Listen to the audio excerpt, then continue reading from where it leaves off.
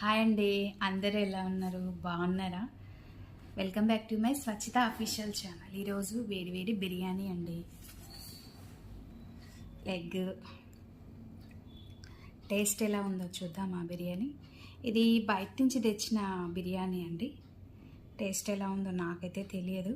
ఒకసారి టేస్ట్ చూసి చెప్తాను.